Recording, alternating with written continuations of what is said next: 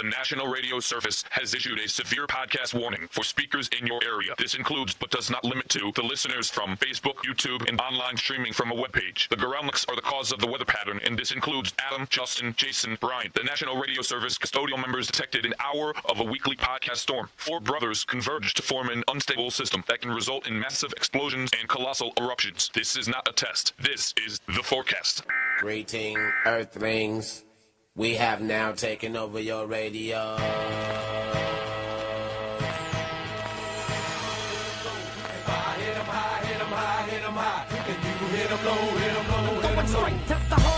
Welcome. This is the forecast. Yes, we are a couple brothers in studio talking sports or whatever it may be. Alongside Jason, I'm Brian, and it is just the two of us today. We will be joined by Justin on the phone a little bit later, and Adam has given us all of our information that we need to know for the show via text, so we're all set to go on that as well. It's going to be a great show. This is Labor Day Monday.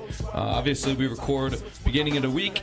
You will hear the show. It'll be available to you every Tuesday as we move forward, working out kinks, but every Tuesday will be the listening date, and we sure hope that you will share it on the social media websites. You can hear us on Facebook and on YouTube at The Forecast, and also on Instagram and Twitter. Be sure to follow us at _forecast, and for the newcomers, it's always FOUR. Get it right. It's a great show. Jason, welcome. Thank you for actually being here, one of the other few brothers in the studio here. Hey, Brian, what's up? Happy to be here. I'm very happy to have you because, it's just you and me. It is. It were definitely, I got some arm and leg room. It's kind of nice. You could use either mic, too. It doesn't matter which one you pick. It should be a good show. We're going to go through each division. We're going to talk division winners, wild card, Super Bowl, and then also get into some betting lines and a lot more. Of course, the top 4 is always in the show as well. Yeah, well, I'm kind of surprised that this is an NFL show. The football starts on Thursday. We have 4 days still. Why would we ever talk football now? This is nuts. Can you believe it? I cannot believe it. But hey, you know what? I think I'm speaking for a lot of fans out there that say, you know what? There's been a lot going on this year. It's time for football to distract us from, everything else in the world. I'm with you. That's absolutely correct. And I'm hoping that football can be a little bit more focused on football. There's always a lot of off-the-field talk, and it bothers me. I don't even want to get into it because everybody knows about it. It's always over-debated, and that's what I don't like about it, too. Totally agree. You know what? At this point, I'm a fan of the game, the sport. Honestly, at this point, I don't care what happens off the field. It's the on-field product that I'm excited about. However, check out the highs and lows coming up at the end of the show as Jason and I give the forecast for the week or kind of sum up the highs and lows from last week. And you might hear some of that stuff. And that's why they're called the highs and lows. Let's get right into it, Jason. Sure. As we are waiting for Justin. He will join us, but we're going to start giving our division winners. Like I said, I have Adams written down here, so we're all set on that. Let's start with something pretty easy to kind of predict. We're going to jump right into the AFC East. We'll start in the AFC. Obviously, this show is based out of Connecticut. Get it right, East Coast. Sorry, we're going to start where it matters, right in that area. There is an NFC East, so I'm not sure where you're going with I know that, there's an NFC East, but you know what, AFC, and also there's more teams on this side of the coast. Come on. Okay, we're just gonna roll. Maybe not, but you know what? The point is we're heading right to our home out of Connecticut. Okay, understood. And AFC East, the Patriots, I think they're pretty easily. You really don't think it's going to be the Bills? No, the Bills are going to be a disaster. I don't think. I'm going to go out on a limb. Justin's not with us. I'm going to go out on a limb. I'm saying Justin's probably taking the Patriots. I got to guess Adam's taking the Patriots. I'm taking the Patriots. Lock it in. There's some concerns on that team. I think it might be Brady's worst core of receivers yet, but it's Brady, so we know what he does. He takes guys who are relatively, average and makes them look better. So, and that's injuries aside. I really, Gronk is going to miss a couple games. He always does. But it's not going to matter. In the end, they're going to win that division handily, and they're going to be a playoff team. Well, let me propose one scenario to you. What if Tom Brady goes down with an injury? Do they still have enough to be able to win that division? Well, that's yes. I'm going to say yes because I trust the process. I trust the team. With Jimmy Garoppolo gone, they definitely are, let's put it this way. Belichick wanted a successor for Brady. They don't have that yet. But that doesn't mean they're not going to be competitive. I don't like to root for injuries. I'll take the Patriots. Injuries, no injuries. I'm taking the Patriots no matter what in this division. Okay, I'm with you. Adam took the Patriots, and actually joining us right now on the phone, Justin will be able to make his pick. So, Justin, who do you have for the AFC East? We're pretty much predetermining it's going to be the Patriots, but go ahead and confirm that for us. Yeah, I mean, we're talking about the easiest division in football, I think, by far and away. I mean, I think it's a no-brainer. I think the New England Patriots win that division, and I don't even think it's close. There we go. I think we have, so unanimous. that's that easy. I think we should jump to the other side of the map and check a division. I think that's a little bit more, I guess, challenging to pick this division winner. Adam's going with the LA Chargers. Jason, I'm going to jump to you. Who do you like in the AFC West? Well, I mean, I got skipped by Adam. I'm going to go with Adam here, and that pains me. I got to take the Chargers. I trust Phillip Rivers. I really do. Joey Bosa on defense. They're not the best defensively, but they can score points, and I think they're going to hang with teams. The Raiders would be my second pick, but I'm taking the Chargers. Justin, what do you like in that West division? Yeah, it's funny. I think that this is actually the hardest division to pick. Out of all of football or just in the AFC? Yeah, out of all of football. Wow. I think it's the hardest division to pick. I think that it could be, you could almost, throw the Chargers, the Raiders. I'm going to actually go with the Broncos. And it's really, for me, it comes down to defense, okay?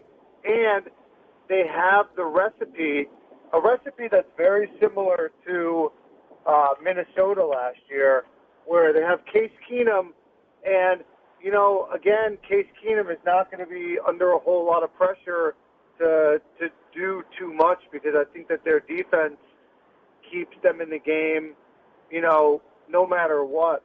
And I don't know, Denver's a hard place to win, and Oakland, I like Oakland, but for some reason they always just kind of get in their own way at some point in the season. And I think there's a lot of question marks with John Gruden, too. So I'm going to go with Denver in that division. I hate to say I like it. I don't agree with him, but I like the hot take. I like the reasoning, but I am a little shocked. I think Case Keenum is predominantly looked at as kind of a Cinderella season last year. So you wonder, can he wear that glass slipper for a second time? But if he can, you're right. That defense is definitely formidable, and they have enough of a run game. It's not like Minnesota's run game last year was anything to write home about after Dalvin Cook went down. So not that Latavius Murray was bad, but it just, he wasn't to that level. So I like that kind of pick. I'm going to go with the Raiders. I know you think they have late season troubles, but yeah, I kind of like John Gruden, because John Gruden, he's very much a quarterback's coach.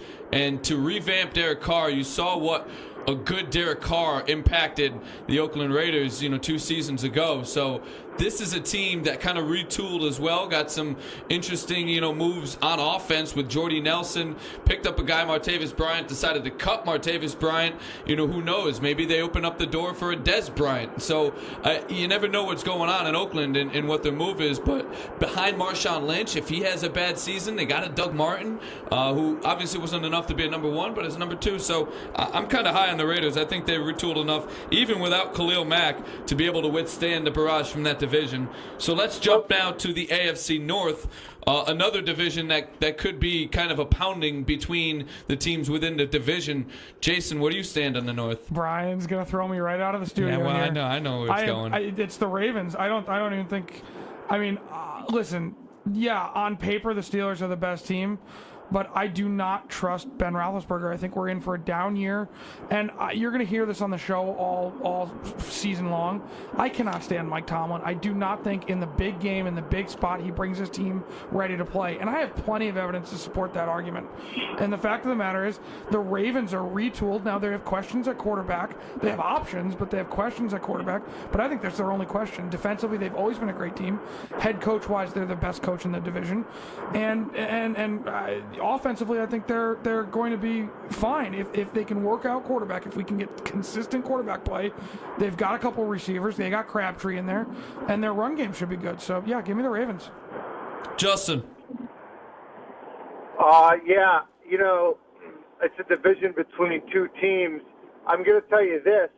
Cleveland is not going to be at the bottom of the division anymore. I think it's going to be Cincinnati. I'm with you. I think it's going to be Cincinnati. I think Cleveland actually wins more games than Cincinnati this year. But Hot in here. my division winner is going to be Pittsburgh. I actually think that Ben Roethlisberger is going to have a pretty good year. I think he's actually, I think that I think he overplays his I'm getting old type of thing a little bit too much. He had bad games last year for sure, but the best receiver in the league, a top 5, top 3 running back in the league, and I think Roethlisberger will have a better year. So I'm going to go with Pittsburgh. Yeah, thank you for actually talking some sense on this show. I do not know where Jason's head at. For the record, Justin, you said it was between two teams. Is it Pittsburgh and Baltimore for you, or is it a different second team? He said the bottom two. Oh, I'm sorry, I didn't hear I didn't catch that part. Definitely Pittsburgh and Baltimore, but Cleveland. But don't be surprised if Cleveland wins, beats Baltimore in Cleveland, or Cleveland, maybe beats Pittsburgh in Cleveland. I'm not saying that they're gonna have a ridiculous year, but I certainly think that they're gonna finish third in the division. Yeah, well, I think that's the story of that division. I think, truthfully speaking, it's kind of weird the way it works, but I think the AFC North is the NFC East. All those teams beat up on each other every year. You'll always see a Cleveland beat a Pittsburgh or Baltimore coming and beat Pittsburgh and vice versa. That's the way that division goes. So I agree with Justin there. It'll be a hard fought no matter what happens. It's not going to be a runaway. No, you're absolutely right. I mean, I have to have Pittsburgh winning the division to make my pick, but they're not going to go 2-0 against Cincinnati, Cleveland, and Baltimore. They're going to probably split at best with all three of them. Yep. Maybe sweep just one of them, and that's a prayer from a Steeler fan. But let's jump to the AFC. Where'd Adam go with that? Oh, I'm sorry. Good call. Pittsburgh. Everybody went Pittsburgh. Jason. No, they did not. Yeah, you're the only nut that went elsewhere. Wow, I'm surprised. Okay. AFC South.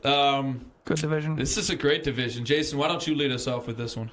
All right, well, I'm all aboard the Deshaun Watson train, and I am choo-choo. Here come the Houston Texans.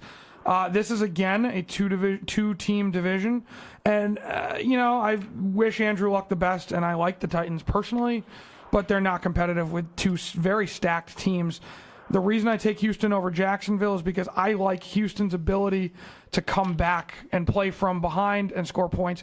If Jacksonville runs into a team that puts them in a hole early and contains Leonard Fournette, we all talk about Blake Bortles. I think he's proven that he can be a starter, but do you really trust that team? I mean, who's their receivers?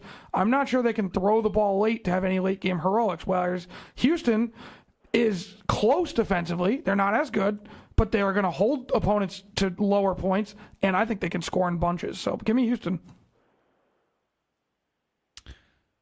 Justin, I'm with Jason in terms of Houston. I do love Jacksonville's defense. They're a phenomenal squad, and obviously getting to the AFC Championship game was a remarkable feat for the team last year. You would hope for bigger things if you're the guys down from Jacksonville, Florida, but the fact that they lost, Robinson and Hearns on offense, and we can sit here and talk for hours and hours about how bad Blake Bortles is, but they didn't make a move to at least cover their own asses, so to speak, with somebody behind the guy. And I thought they should have made a move for Teddy Bridgewater, neither here nor there, because it never happened, and good for Teddy being in a better situation. But, at the end of the day, I don't know. There's nobody past Bortles. So, and McCarron's out. McCarron's already traded elsewhere. So I like Houston because, especially if a healthy Deshaun Watson is anything what he was last year, they have all the tools and no real glaring weaknesses, as opposed to the Jaguars have one major kind of threat, their defense, but a lot of glaring weaknesses on offense outside of Leonard Fournette, of course. Where do you stand, Justin? Yeah, I'm going with Houston also. I just don't, Jacksonville, they may have the best defense in the league, and defense does win championships, but it doesn't do it if you can't put points on the board. You have to be able to put points on the board, and And I don't True. know. I just, I look at Jacksonville on offense, and I just don't see where they're gonna. I just don't see where they're gonna get scoring from. You can't just rely on Leonard Fournette. Leonard Fournette's great. I love the guy, and he will have a great season. But if you're just one-dimensional, all you got to do is focus on stopping the run. Yeah, we saw that against Adrian Peterson with the Vikings of years ago. You stack the box and you contain him. That's it. And I mean, and look, don't get me wrong. Leonard Fournette's no Adrian Peterson in Peterson's prime. Peterson may be able to beat, 8 defenders in the box. Fournette probably won't be able to do that. Agreed. And as long as the Texans' defense stays healthy, that's a tough place to win. So I'm gonna go with the Texans on that one. That's a great point on the health. You know what? That's probably the Texans' biggest Achilles heel. Clowney and J.J. Watt, both injured last year. Both have had historically trouble staying on the field. So, yeah, I like your pick, but I do agree that's a great point to make, that the health is a big factor there. I mean, I was weighing heavy in my decision to take the Houston defense in fantasy because of that. As soon as Watt goes down, there goes the heart, and then the last big skill player really is Clowney. Not a knock to anybody else in that defense, but those are the two standouts by far. Oh no, of course, that line is ridiculous. It's really good. Mm-hmm. So that was a clean sweep for Houston, as Adam took Houston as well. You guys mentioned Minnesota and Adrian Peterson. Well, let's go to that division. This is the most fun division for me because being a Steeler fan in the family, I watch, Jason and Justin, who are both Vikings fans, duke it out with Adam, who's a Bears fan. So I enjoy the confrontation and the battle back and forth. So you know what? I'm going to go ahead and lead this division off to, I guess, break any thought of maybe there's going to be a tie. And I don't even know. I'm not saying Adam's going Chicago. We'll get to Adam's pick in a minute. But I think, to me, it's obvious. I think it's Minnesota. I don't think Green Bay comes into play. Detroit Lions, they might be the worst team in the division. So Kirk Cousins, that's really the only question mark for me. They get better at running back. The defense is still very solid. They didn't lose anybody notable, I don't think, over the offseason. So to me, ultimately, it's a rested, healthy defense, and you're getting Dalvin Cook back, and Kirk Cousins is the only question mark. Yeah, you're paying that guy a lot of money. I think he's going to be okay. Minnesota is my pick. Justin, are you going to go with your favorite team, Minnesota? Is it that obvious? Yeah, I am going to go with Minnesota, and it really comes down to, I think we're in a new era in the NFC North where the Minnesota Vikings can go into Lambeau Field and win without issue. I think, back in the Brett Favre days, and even in the early Aaron Rodgers days, it was a foregone conclusion that Green Bay would win all of their games at home. And I think Green Bay is going to be obviously a much better team this year with a healthy Aaron Rodgers, and they have Jimmy Graham. They lost Jordy Nelson, and that seems to affect Aaron Rodgers a lot. If you watched him in the preseason, all of his post-game interviews, he seemed to have this very, passive-aggressive kind of, tone. And I think it has to do with the fact that he doesn't have Jordy Nelson out there. And I just don't think that the Vikings are intimidated as going into Lambeau Field. And the Vikings, if anything, they got better. They certainly didn't get worse. I think they probably got a little bit better. So, yeah, I'm going to go with the Vikings. I mean, A, they're my boys, but B, I truly believe that they are the best team in that division. It might not be by a lot, but I believe they're the best team. Well, all right. Well, I mean, first of all, I'll start with this. I do have some questions about the Vikings. There are some glaring holes. The offensive line is a problem, and it's a big problem. Defensively, they lost no superstars, but they lost a guy in Terrence Newman, who, by the way, and I don't want to, I think he was 38, 39 years old. I'm pretty sure he's old. So his experience is invaluable. And, well, maybe not the captain, the loudest voice out there, the younger guys draw on that experience. And in that secondary, that's a big place because Terrence Newman knew where to be at the right time. So that's a loss. And I do think that this team is going to start slow. It's going to take some time for Kirk Cousins to find a rhythm with his receivers. Now, with that said, he's got weapons all over the place. Probably the best tight end in the division, though there's a lot of good ones. A great receiving core, And Dalvin Cook, this is unbelievable because they were fine running the football last year, but Dalvin Cook's an upgrade on Latavius Murray, who's still there, by the way. So you've got a two-headed running beast. And defensively, they're head and tails. It's not even close with Green Bay. So Justin says they're not the best team in the division. They are the best team in the division, but it might be close. I disagree. I don't think it's close at all. They are a more complete, by leaps and bounds, team than the Green Bay Packers. And yeah, maybe that's my homer take, but I truly believe that. Now, the Packers are going to the playoffs, but give me the Vikings. Justin's absolutely right. They can go to Lambeau and win those games. And, they'll not to knock what the Bears are doing because I like it, but I still think that they probably have the fourth best quarterback in the division. And I don't think the Lions behind Matt Stafford are going to be that great either. Okay, so that's 4 Minnesotas and 4 Houstons. Those are the only 2 divisions, the AFC South and the NFC North, that we have and the had a clean Patriots. sweep. Oh, yeah, I'm sorry, Patriots. Wow, that's so foregone conclusion.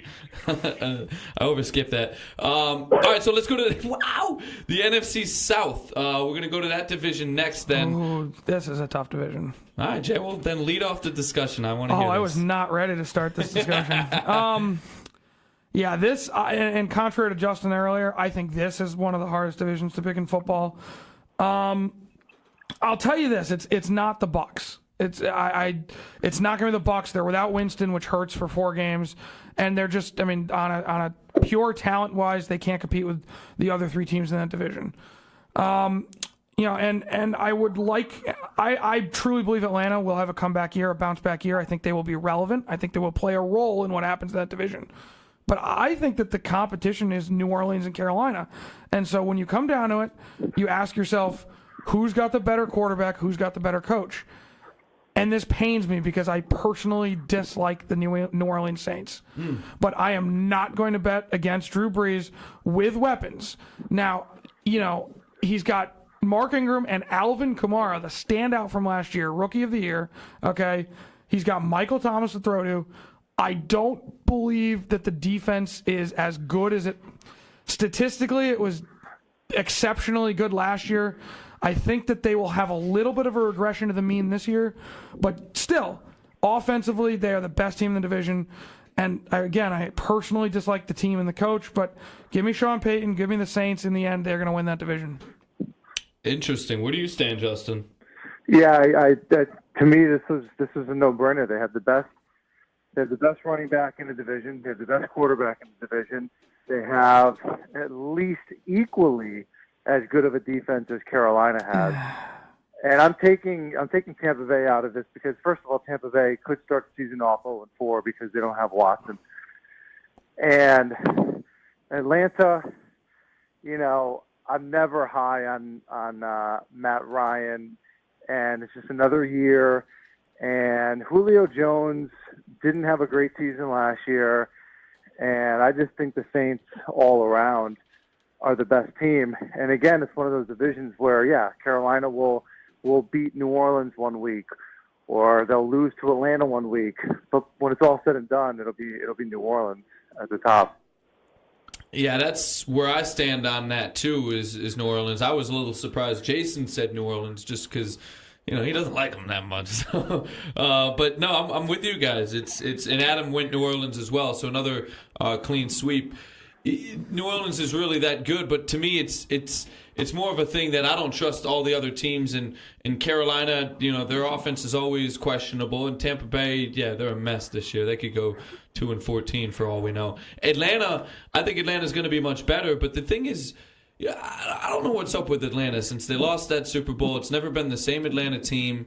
Maybe it's time for a shakeup at running back. And Devonta Freeman felt stale last year. They didn't feel like he was, on that Super Bowl run team. So you just paid this guy all this money. I don't know. And again, their best acquisition in the offseason was, drafting Calvin Ridley, who I think is actually going to fuel Julio Jones. So I think that offense is going to be a little bit better than last year, which puts him in a tough battle with New Orleans, but I think New Orleans peaks out on top, and they win that division. Hey, listen, don't forget that Super Bowl hangover, win or lose, is very real. These teams that go there just struggle the following year. So I think you're putting too much stock into what happened last year, because we're going to get to it in one of our next two divisions, but the Eagles are the same thing coming, I have a feeling. So, well, listen, to me, I'm not saying they're going to be bad this year. I'm not.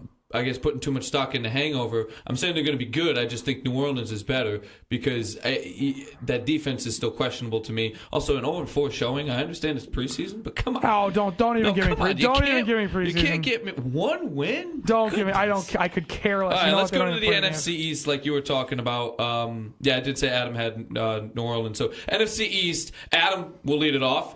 He took the Eagles. He obviously doesn't think there's going to be any hangover for Philadelphia. Where do you stand, Jason?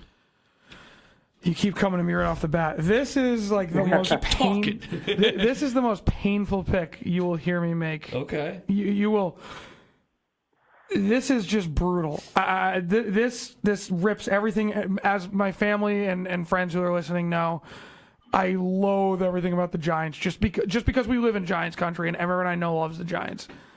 I do not trust the Eagles. I am concerned greatly about Carson Wentz. They have looked out of sorts this summer and this preseason offensively. And I don't think that defense is going to keep up that level of production. And that was all about that defensive line, right? That was all about, their ability to rotate in pass rushers and create pressure. I think that teams will be better ready to face that. And this is the least confident I am in any pick I'll make today, but give me the New York Giants with Saquon Barkley and Odell Beckham to somehow win. And it's going to be ugly. This division's going to be real ugly. But give me the Giants to win 10 games somehow and take this division. Wow, I don't think I would ever see the day that you would pick the Giants to win the division. Justin, where do you stand on the NFC East? Well, I mean, I am very shocked to hear that he took the Giants. I mean, that's right. That's I mean, Jason picking the Giants. Oh. I mean, I don't know how you can ignore the Philadelphia Eagles. I mean, we're talking about a team that went and won the Super Bowl, and now they have their starting quarterback actually back. Now, he won't be back for week 1, but he'll probably be back for week 2. They have a load of weapons at the receiver core. They have the running game, they have the defensive game, and they have the confidence of winning a Super Bowl. So they're going out there, and it's kind of like that mentality. And I don't really know how you bet against them at this point. I mean, I'm not a big fan of Philadelphia for obvious reasons, but I mean, I think that they're going to win the division. Do they really have the receivers though? Yeah, I think that they do. Nelson Aguilar? No, they got 2 other young guys also who are supposed to be pretty good. And I'm drawing blanks on their names right now, but and Alshon Jeffrey, who's going to be probably out for the first couple of weeks, but then they get him back. Don't forget they picked up Mike Wallace too.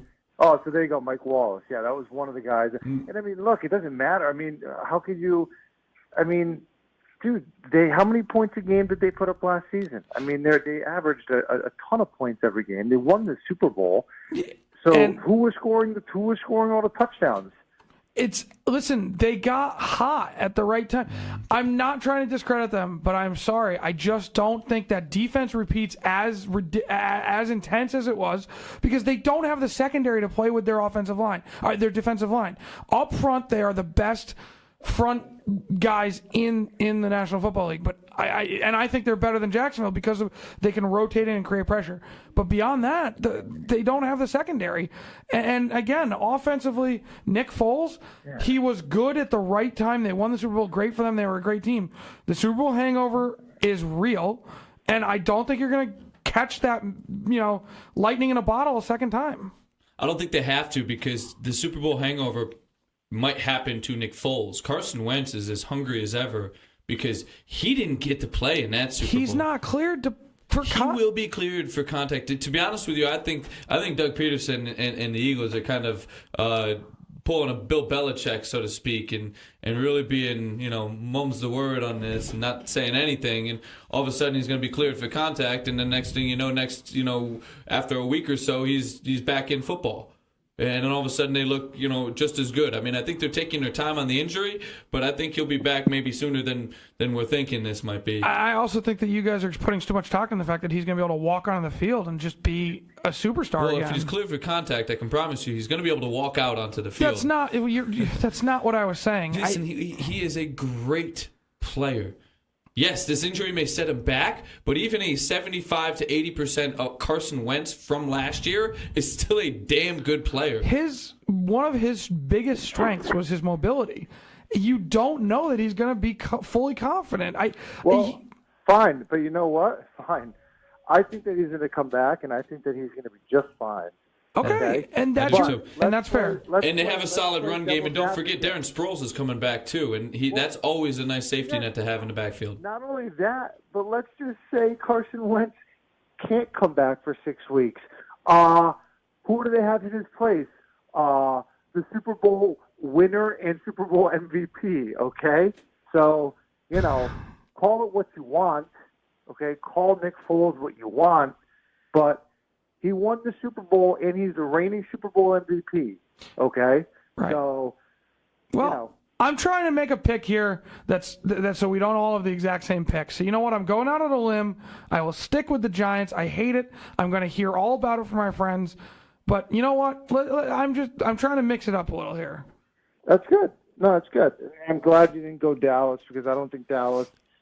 Dallas may not even score a receiving touchdown all year. And I actually have a bet that Dallas. I bet before. We're talking at the end of last year. I bet some of my friends that the Cowboys would finish with a better record than the Giants. I'm going to lose that bet badly. They had a horrible offseason. I don't know what that team is doing. Nobody believes in Allen Hurns? Allen. Wow. Oh, their best receiver is gonna be that rookie, Galloway, right? Kenny Galloway or something like that. No, he's on. Galladay is on the Lions. They have definitely Galloway. We digress. Listen, Jason saved the day because if we go to, we can talk Dallas later. I like Dallas. I think they still have a chance. Anytime you have Zeke and Dak Prescott had a down year, but I think he might be able to pick it up again this year. But I'm Philadelphia. I don't think I said that. But again, Zach Ertz, Jason too. I think we didn't mention his name. They're fine. We probably forgot that. They're going to be just fine. Into the NFC West. Is it so obvious, Justin? I'm going the Rams. Adam's going the Rams. Are you going the Rams as well? Yeah, I'm going the Rams too. I mean, they, when you have a team, okay, and what's so funny is that there's such a thing as being so talented that makes it impossible to draft for fantasy football, okay, because they had between Kupp, whatever. Cooper Kupp. Woods. Robert Woods, yep. And Cooks. Yep. Brandon All Cooks. three of those guys projected in fantasy. No, we're talking fantasy football here. All three of them, I believe, were in the top 20 of receivers. And you're like, well, that's amazing. But, at the same time, no, it's not because, they have the ability to spread the field to so many different people that, at any given week, you may have a receiver with, 10 receptions or 0 receptions because there's so many other weapons. And then you got Todd Gurley in the backfield, and they're good. They're good. They have they're scary good. Yeah, and I think that they're the obvious team in that division. Jason, you going to cap us off? Justin said pretty much everything there was to say. I mean, defensively, they're good. Offensively, they're good. And the 49ers, which could have been their biggest competition, took a huge step back with the loss of Jerick McKinnon. So, yeah, give me the Rams. They're very good. Yeah, that's a great point too. Yeah, without Jerick McKinnon, that was the only other team I was thinking that seriously had a chance in that division. So, all right, so that's how we stand on the AFC and the NFC. A lot of the same divisions: AFC South, AFC East, NFC North, entire NFC minus the East. Actually, we agreed on. Jason wanted to be the one outlier and went with the Giants. Woo, what a stinker of a pick. So now let's get into then the wild cards. We'll start back in the AFC. Justin, who are your 2 wild card teams coming out of the AFC?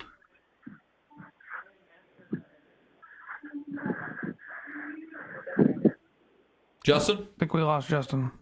I'm back. Sorry. Repeat that one more time. So now we'll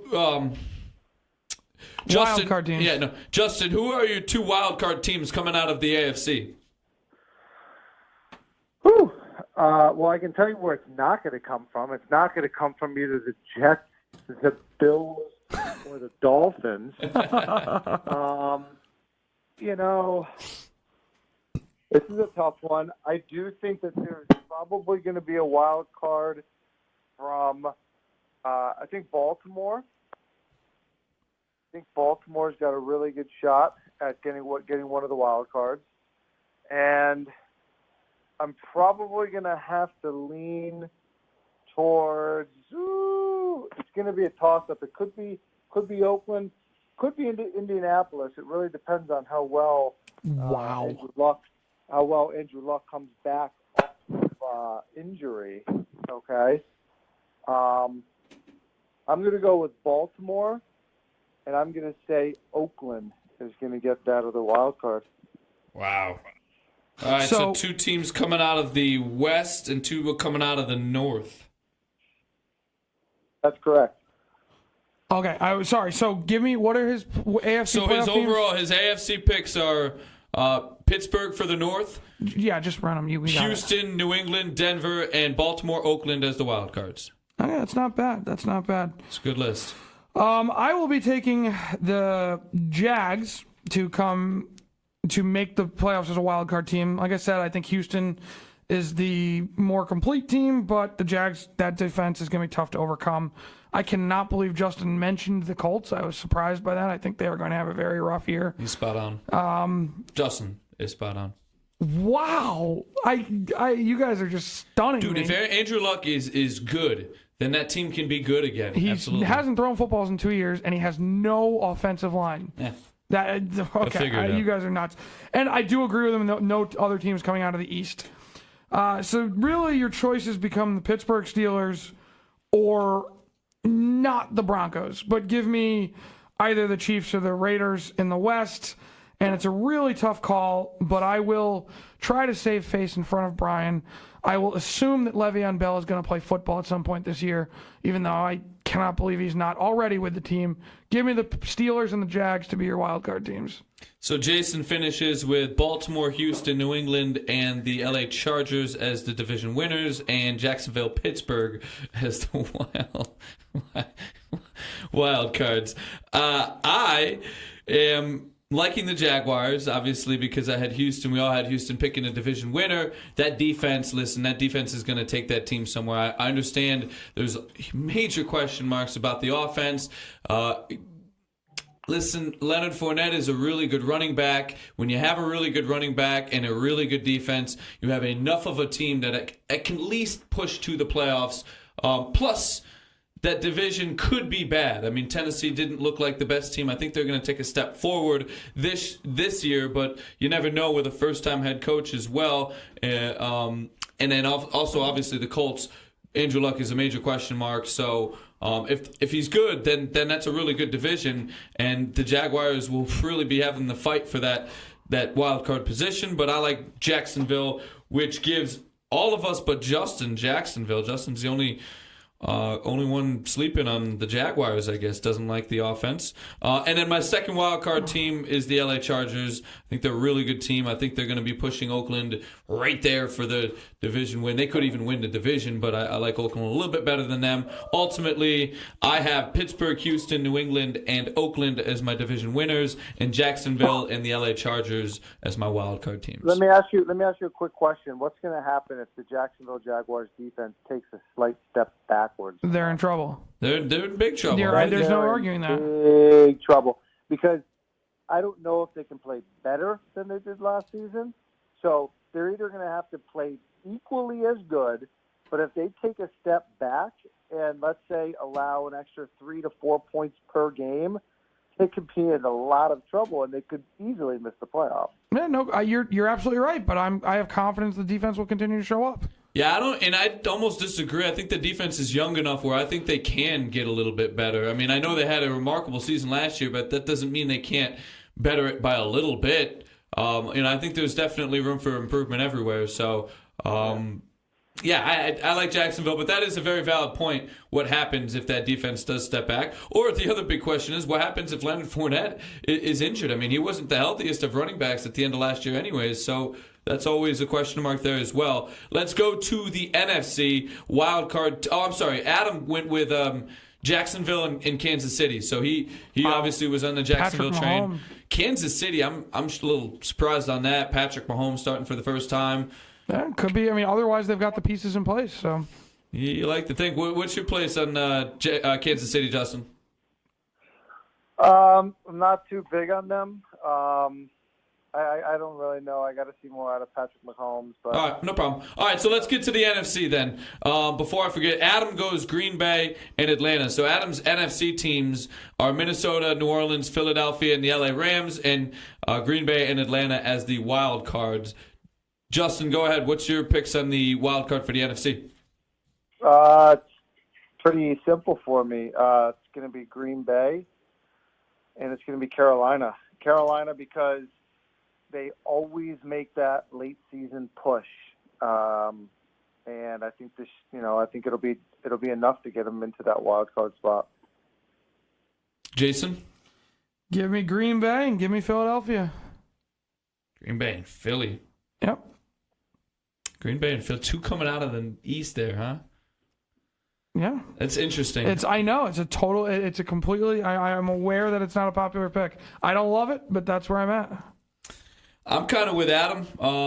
I'm taking Green Bay as well, so that's interesting. All four of us have Green Bay making the playoffs via wild card. I like Dallas. I really do. I don't think the Giants or the Redskins are going to make the playoffs. The Redskins have no chance. The Giants, some people are high on them. I'm not so high on them.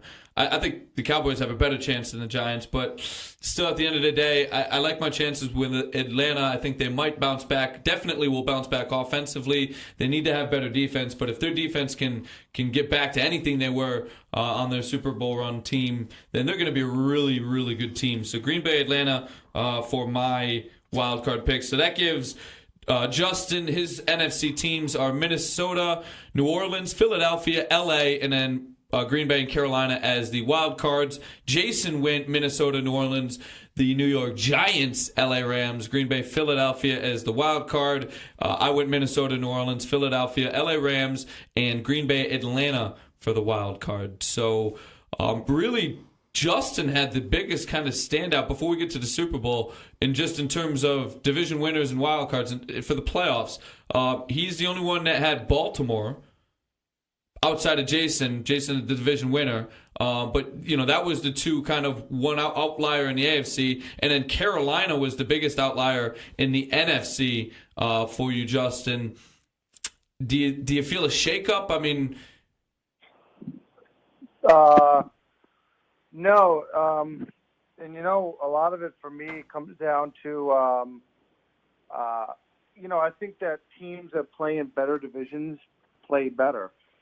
And that's one of the reasons why I went with Carolina is because, I think whenever they play New Orleans or whenever they play Atlanta, they elevate their play and they play well. And it's all we see it every year. Carolina, they start off slow maybe, or they have a mid-season kind of slump, but then late in the year, you know, when it counts, they tend to always make a late season charge. And, you know, I mean, look, Cam Newton, you know, I have my reservations about Cam Newton, but defensively they're pretty good. They run the ball well, and you know, I think anytime Cam Newton is healthy and he's out there, I think that Cam Newton could beat any team in the NFL. I think he has to protect the ball a little bit better. I think he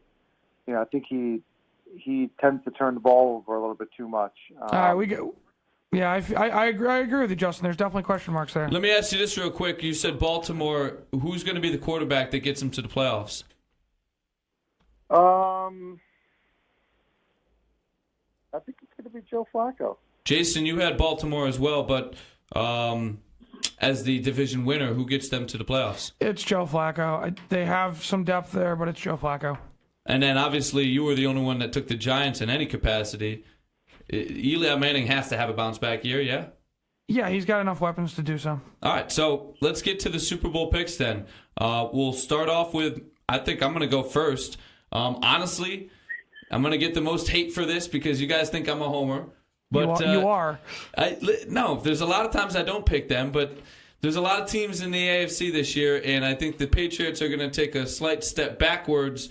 And I think that the Pittsburgh defense is ready to take that step forward to bounce them into the Super Bowl, especially with the fact that they don't have to worry about the Martavis Bryant nonsense. As long as Antonio Brown can stay healthy and Juju Smith can stay healthy, I think they have a really good team. And obviously Big Ben needs to stay healthy, but there are backup quarterbacks. Josh Dobbs, I think, makes this offense really, really good. So, Le'Veon Bell needs to stay healthy, but it really relies on that defense to me. They need to take that step forward that I think they're going to take. And then in the NFC, I take the Rams. I really like the LA Rams. I think they're that good of a team, and I think I don't want to say it, but in a Super Bowl between Pittsburgh and the LA Rams, I have to tip to the Rams. I think they're too good of a defense and too good of an overall team, and I think they can shut down and exploit some of the weaknesses that Pittsburgh has overall. Maybe I'm crazy, but I think this might be the Rams' year. I'm going the Rams over Pittsburgh. Jason, where do you stand? Well, I mean, you're absolutely insane on the AFC pick, but that's fine. Well, I'm going to go a little outside the box, too. We're going to break away from our traditional Patriots representing the AFC. Give me the Houston Texans behind Deshaun Watson and that defense, well-rounded team. And they're going to play another team that's very well-rounded, very strong offensively and defensively, and that's going to be the Vikings. And no, this is not a homer pick because, well, I mean, I almost took the Rams, but I think the Rams and the Vikings will be in the conference championship game. They're very similarly built teams, and I could go with either one. Wouldn't shock me. But give me the Vikings versus the Texans in the Super Bowl, which will be, terrifying for me as a Vikings fan personally. And the winner of that game, I flip a coin. But since I got to pick one on the air, yeah, I see. I probably should have put more thought into this. Oh, man. You just don't want to say it. You don't want to jinx your team. It's not about the jinx. I mean, listen, they're more likely to go be the first team to ever go 0-5 in Super Bowls. You know what? Just lock it in. Give me the Vikings for the first Super Bowl win. Boom. Trying to predict it right here live on air. Justin, you are a Viking fan as well. Is that where your mind's at? What's your Super Bowl prediction? Well, I see the Vikings actually getting back to the NFC Championship game, but unfortunately, I have a feeling that the New Orleans Saints are going to get one on them. Yeah, another good team. I know. Wow. Okay. The NFC is stacked this year. So New Orleans to the Super Bowl for the NFC. Yeah, the AFC. Here's why the AFC is unfair. Okay, and I'm going to kind of sound like a little whiner about this. But here's why it's so hard to beat the New England Patriots, okay? And that is because they basically go 6-0 in the division. It's hard to get as many wins as the New England Patriots do. And then what does that equate to? It equates to home field advantage throughout the playoffs. New England is a brutal place to have to win in that time of year in the playoffs. Absolutely. True. Invariably, that division affords them the ability to get home field advantage. It's so ridiculous that it comes down to that, but it's the truth. That is. It's the worst division in football. You're absolutely right. So New England, unfortunately, will have the number 1 seed. They will have home field advantage, but the Pittsburgh Steelers are going to beat them to go to the Super Bowl. What? Yeah, baby. Are you kidding me? No. Wow. I think that Le'Veon Bell is going to have A monster year. He's not even going to play. He's not a Steeler. As of today, he is not a Pittsburgh Steeler. Yeah, but Jason, he did the same thing last year, and it's just him. He's not. It says that maybe he's it's just him. It doesn't surprise anybody. And do I think that that's right? No, I don't. I think it's stupid if you ask me. He should be on board. I'm sure he's pissed about, contract negotiations with Pittsburgh, but at the end of the day, he wants to play football, so play football. But, I think that it'll be the championship games of revenge. I think that the Steelers will get their revenge finally on New England, and I think that New Orleans will get revenge on Minnesota for what happened in the divisional, or not the divisional round. Sorry. Yeah, it was divisional. Yeah, you were absolutely right. The divisional round. I hate to. The NFC is stacked. I can see it going one of 3 ways. I could see Minnesota, New Orleans, or Los Angeles doing it. So I don't disagree with you on the NFC side. You guys on your Steelers train. I don't know what you're smoking. I wish I had some. New Orleans and Pittsburgh. I didn't hear a winner though. Oh, I didn't either. I'm sorry. Go ahead, Justin. Oh, well, New Orleans wins that game. Oh, God. Oh, it's gross. That is, if I'm not even watching that Super Bowl, by the way, if that happens. Oh. I think that they, offensively and defensively, they scare me. Wow, that high on New Orleans. Offensively, yes. Defensively, they don't scare me. But listen, I understand. What does Adam got? Adam did, wow, I didn't even check that. Yeah, Adam had. Don't even say it. Yeah, Adam had Houston out of the AFC. Hey! And New Orleans out of the NFC, and had New Orleans beating Houston in the Super Bowl. Okay, the New Orleans pick I can see, but Houston I love. I'm shocked. Steelers. Wow. All right, so we got boys. Justin, real quick before you go. A top 4 topic. I already know it because, of course, Adam went ahead and said it. But go ahead. Lead us off real quick. What's our top 4 of the day? No, the top 4 of the day is when you call for pizza takeout, what toppings are you getting on your pizza? What's your pick?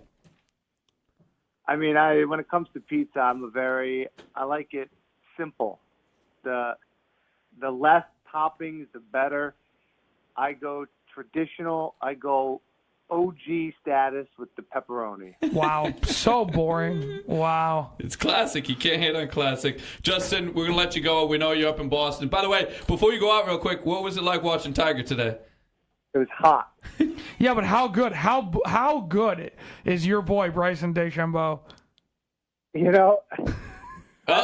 He's he on the He's train on the now? train. He has boarded the train. It's funny because I don't know. Like as every passing week goes by, I start to like him, and I still want to hate the guy because it's just like these little idiosyncrasies that he has just bugs me. But I mean, the guy's got game, and I don't know, man. He with that Payne Stewart hat on, he's kind of growing on me. I gotta be honest. It was like 95 degrees out there. It felt like 105. I bet, yeah. I was swimming in my underwear, okay, for the better part of the day. How is TPC Boston though? How does that course look up close? Oh, the course is great, and I was there 2 years ago too. And the course is phenomenal, and it's one of the best layouts I think that they play all year. And I obviously followed my boy Tiger around, and that pairing, him and Brooks was a great pairing. And Tiger, he played well, but he's still not making the putts that he needs to make. he spent about, I think, an hour and a half after his round putting green. Wow. But, you know, I don't know. I mean, it was great. It was a great atmosphere. But, How about, you know, Bryson, getting harder and harder as each passing week goes to hate on him. wow. How many roars did you hear from my boy Phil today? He went 8 under. He went low today for the final round. Yeah, you know, when I got there, he was, I think he was coming around on 5 or 6, and he did. I think he had the low round today, right? Yeah, as far as I know, I honestly did not check the final leaderboard, but as of when I checked earlier today, he had the low round. Yep. Yeah, but I think the funniest thing was, oh my God, the funniest thing was this, and then I'll go. The guy, I'm trying to think of what his name is. It CT something? He played ahead of Tiger. He was the group in front of Tiger. And I wish I had the guy's name right now. I don't know. We'll have to look back on it. He's an Asian golfer. And I want CT Pan. Yes, there you go. Yep. Okay. When you guys get a chance, and I don't know what his status is. I don't know if he's I mean, I've never heard of him before, so I don't know what his sponsorship status is like. He's a Taiwanese professional golfer. Okay. Well, I want you to take a look at the bag that his caddy was carrying around for him today. That seemed to be the joke of the day. Dude shows up with a black stand bag that looked like it was from the 1980s, no sponsor on it, no name on it, just a black stand bag, okay? And the caddy would set the bag down, and it would have the stands on it. So it wasn't a cart bag, it wasn't a tour bag. It was just some bag that you would see some hacker on a Sunday afternoon carrying down the fairway. It's the funniest thing ever. I was like, what? Was his caddy female? Because I'm reading here that his wife often caddies for him. No, but his wife was there watching the round. She was actually yelling, like nonstop, which is fine. You know, she's excited. But no, I don't think it was his wife. It was, Okay. It was a male. Interestingly enough, he also said in an interview that he was broken 2 bags this year. So maybe he had broken a 3rd bag. You got to look up pictures of this bag. It was I couldn't believe my eyes when I saw it, and then I thought, well, maybe maybe this doesn't have a sponsorship deal. I don't know, but anyways. Justin, you know, when you say that bag, it reminds me of Happy Gilmore. Lafferty Daniel. Where you going with those bags? Where you going with those clubs, punk? Exactly. Like a bag like that, you're talking, right? Yeah. Wow. Yeah. I'll have to look that up. All right, well, listen, thank you. I know we kind of, took more time than you were planning, but thanks for joining us. And then, obviously, we'll see you next week for the show. All right, guys. All right, take it easy, Justin. Bye. So, obviously, want to thank Justin for joining us. He was up in Boston. He saw the final round of the Dell Technologies Championship. So, interesting, though. That was fun. I think my biggest surprise is we had more similar answers than I thought we were going to have, Che. Yeah, no, I was very surprised. I thought there were some tough choices I had to make, and it turns out either I came down on the same side as a lot of people, or maybe they weren't that tough. Yeah, maybe that's, I guess, the other thing is maybe it isn't that tough. What's the overall? I mean, New England was easy, I think. Minnesota, right. I feel like should be an easy one. Same with New Orleans. You know what? But this is the same story we have in the NFL. It seems like the last decade. There are the haves and the have-nots. That's fair. You know what I mean? It's no longer. There is parity. It actually, of all the sports leagues, it probably has the most parity. But the truth is, it's still haves and have-nots on a season-to-season. Not in terms of franchises, unless you're the Patriots, or in the AFC, because you got the Patriots, the Steelers. You know, the Broncos were there for a while. But on a year in, year out basis, you have haves and have-nots. And it doesn't seem to be close. Teams are going to be winning, some teams are going to be losing, and there's really no middle ground. No, you're absolutely right. And of course, we can debate this till we're blue in the face, but at the end of the day, we've also learned in the NFL that we don't necessarily know how to predict the NFL because of the fact that it's sometimes unpredictable. Well, that's the fun part about the preseason. course. Listen, yeah, I mean, it's so right now you look at your teams and you sit here today before the season Love starts. my team. Super Bowl bound. Yeah, exactly. Right, anything is possible. And then week 1 comes and you're like, oh boy, we have a lot to work on. Hey, listen, obviously this is the forecast. Jason and Brian here in studio. Just had Justin on the phone. We do thank him. We still got a lot to get to in the show. We're going to do highs and lows. We're also going to get into a little bit of gambling here. We did have we still haven't rounded off the top 4. We're getting back to it. Okay, I'm sorry. We're going to do a little bit of gambling, but yeah, as Jason said, we're getting back into the top 4. Justin proposed the question before we took off.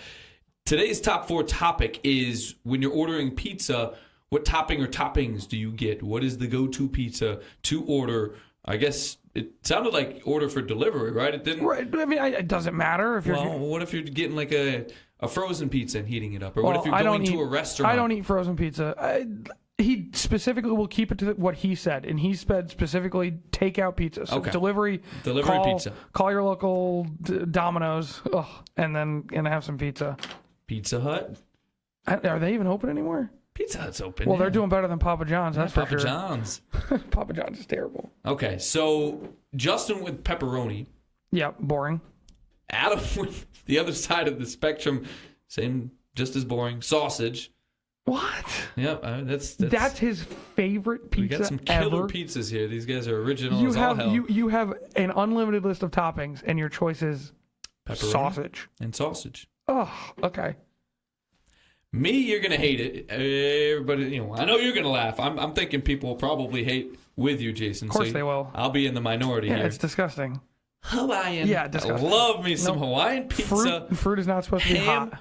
Pineapple is delicious hot. First off, No. if you never had grilled pineapple, because you're I've missing never out had. on life. That is listen, delicious. fruit should not be hot. Pies, grilled pineapple, pizza, terrible. All terrible. Ham, onion, pineapple, mwah, delicious. Jason, Okay, please well, go let me ahead, fix. since Well, you're here the we go. food expert. First of all, I'm going to fix Adams. So if you're going to have sausage, it's sausage, peppers, and onions. You're not just getting so. Well, yeah, okay, you're the only human being on the planet that doesn't like peppers. Seriously, I can understand not liking mushrooms, not liking olives. You are the only person I've ever met that Sure, doesn't like I've peppers. met another peppered hater. Name that person. This is not your imaginary. Yeah, it's your imaginary friend. It's not. No, that was Tom. Okay, listen. That was. You remember now. I used to play pool against a guy my named Tom. God. I can't believe you just brought that up. It's Oh, true. man. These So- were back in the days, man. So listen, this is a really tough choice, Justin's wording will answer the question. Because if you're getting pizza, fresh pizza that's not takeout, the answer is Pepe's. Down in New Haven, you sit down. Well, it wasn't where, but all right. Well, I'm just telling you. You sit down, you have a nice white clam pizza Yes. with bacon. Yep. There isn't a comparison. It doesn't come close. But the question was takeout pizza. Mm-hmm. So where am I going for my regular Greek pizza? It's buffalo chicken. A delicious buffalo chicken pizza. Got a little spice. You got your protein. It's delicious. It's perfect. And it's got to be white. Do not give me red buffalo chicken pizza. White. So, no tomato sauce. Oh, We're I talking got you. Okay, yeah. Cheese, hot sauce, chicken. Yeah, Done. I'm with you. I can't hate on that. That's a great answer, and that's also why I wanted to ask that and specify what does it mean? Because yes, if I'm going to a restaurant, I'm with you. White clam pizza. There we go. It is the bomb. Oh, yeah. Still would Your Hawaiian's at gross. times order Hawaiian even at a restaurant, but it's Well, it's should good we either way. should we mix some cantaloupe with that sausage? No, And make listen, pineapple can be Yeah. warm. It's one of the rare okay, fruits that okay. can be warm because it's grilled. That's a real why thing. Why don't we try? Why You don't get a we? little sweet, salty, savory. Why don't we go strawberry and pepperoni? Mmm. That's disgusting. I That's what I can't Hawaiian even pizza believe is. you just brought that up. All right, so that was the top 4. Favorite pizza topping or toppings, carry out only. Now listen, guys, with the top 4, this isn't just to us. Obviously, you're listening to us, and we give our picks, but we want to hear from you guys as well. Be sure to comment. Let us know what your top option would be for our top 4 topic of the day. Yeah, please do. Please feel free to tell us how terrible Hawaiian pizza is. Well, I feel like I'm going to, get a lot of people disagreeing, and saying Hawaiian pizza stinks. But you know what? Most top 4 topics, I'll probably be there. But I want to hear your thoughts, too. I'm talking to the listeners now. Absolutely, yep. Want to know what you guys think. And listen, we love to hear from you on Facebook, obviously on YouTube. That's where you can hear the show. And Twitter and Instagram. Tweet us. Jason has been tweeting some things on our Instagram account. So we're trying to be a little bit more active. And we encourage you to interact with us as well. We enjoy that as well. All right, so that was top 4. Now let's get into a little bit of betting. But before we do, I'm going to go ahead and jump in and give the Merck report because it's really, really short. So let's get into this. It is the Merck report. And it is pretty short because the biggest injury out there is obviously Jerick McKinnon. If you haven't drafted yet, then I don't know what to tell you. Don't draft Jerick McKinnon. If you have drafted, understand that Jerick McKinnon is not a good choice because he's out for the year, torn ACL. That's it. Jason, do you have any other injuries you could think of? Well, I mean, I'm not going to ask you because you're not our medical professional, but I would have liked to have asked Justin. I mean, he did mention that he thinks Carson Wentz will be back sooner rather than later. And he's not going to know, I mean, unless you're in there in the training room or, seeing his medical reports. But I'm still worried about Carson Wentz for sure. Yeah, the only thing I wanted to know from him is pretty much kind of what I've thought already. I mean, once the doctors clear him for contact, I think it's all all ships ahead. No, I hear you. Listen, and I guess I'm just used to Adrian Peterson being a superhuman and coming back from an ACL, in almost in 8 months. So it takes time. I understand that. Okay. All right. So, that was the Merck report. Obviously, Jason and I are not doctors, have no clue what we're talking about. But that was your injury report, I guess, to start off the year because, football is this week, folks. Thursday night. Unbelievable. Goodness. Before we get into this, because I think this is going to wrap out our show talking about betting, we'll get into highs and lows. We do have wisdom that everybody needs to hear. It is our daily segment. Wisdom with Stink. Go ahead, Adam. Take it away. Oops. If you are drafting your fantasy team, might I suggest you draft the attorney of Fire Swamp People as your top defense? All right. Well, I'm not even I have no words for that. I rarely have words for this segment. The attorney Fire Swap Pizza people. I'm telling I could you. barely hang on. I want to hear that one more time. If you are drafting your fantasy team, might I suggest you draft the attorney of Fire Swamp People as your top defense? Justin or Adam could have explained that better. I'm assuming it has to do with the Land of the Lost, but Yep. I don't know. Probably. That was, to me, a miss. Sorry, Adam, a miss on that one. At least it was wisdom this week. It was wisdom. We've had wisdom with stink that are just statements. Maybe we should think about rechanging the title. All right, so let's get into betting, Jason, because this is an interesting topic that you and I can go a little bit back and forth on, and we'll close out the show with the highs and lows. Cool? Yeah, you missed a segment in there, but that's fine. Yes. Sorry, it's written down. I have that planned in. That's I didn't want to get to fine. it right well, now. Yeah. You neglected to mention I that. did. You're right. So we'll get to the bets. I didn't mean to steal the thunder. All right. No, well, you didn't. hang on. I didn't mention that. So that was on me. Continue. All right. So you want to do that now, though, since we have the break? No, just let's stick to your schedule. Let's roll. All right. Let's do the bets. All right. Yeah, So hit me up. we'll get into our weekly bets, and then we can go to any game you want to, Jason. But our weekly bets are this: we have 3 games. Well, okay. You're gonna Yeah, explain so it. we're going to do this weekly. We're going to pick our I'm going to pick 3 games. We're all going to pick the bets. Now, we're going off of Westgate. That's our official line predictor. That's where we're getting our lines from. So the Westgate Superbook, the Bears and the Packers, Bears at Packers, -7.5. The Bengals at the Colts. The Colts are giving 3 points in that game. And then Seattle at Denver. And Denver, the home team, is a 3-point favorite. So those are the 3 games that they're going to pick from, winner, loser, whatever it may be. And then they're going to give a best bet of the week. It is our perfect sunny pick. And we will know, and that's going to be different from the 3 that we give. So a whole different pick. We're all going to have a perfect Sunny pick. Now, they can be the same. So me and Jason may have the perfect Sunny pick, but the rest of the picks, the 3 picks that we give, cannot be the same as the lock. Does that make sense? Hope so. I'm getting a thumbs down from Jason. It was a little rough, but yeah, we'll just roll with it. Whatever. I wasn't, we had this show prepared, but not necessarily prepared to be done in this way. So let's go. So Jason, we'll start with that first one here. The Bears at the Packers. The Packers a 7.5-point favorite. Where do you stand? Yeah, I kind of mentioned a little bit earlier that I like where the Bears are headed. I like how they're retooling. I love the Khalil Mack deal. I thought it was fantastic. But yeah, give me Aaron Rodgers back. Give me the Packers. The game's in Green Bay, right? Game is in Green Bay. Yeah, there's no question. Give me the Packers plus 7.5. I'm sorry, I should have listened better. Yeah, 7.5. Yeah, give me them plus a touchdown and a half. 7.5. You know what I mean? Yeah, touchdown and a half. Well, yeah. It's not. Yeah, give me 7.5. Touchdown and a half of a point. Yeah, I think they win this game by 10. So before we start any further, all right. Justin is with you. Obviously, Justin took the Packers minus 7.5.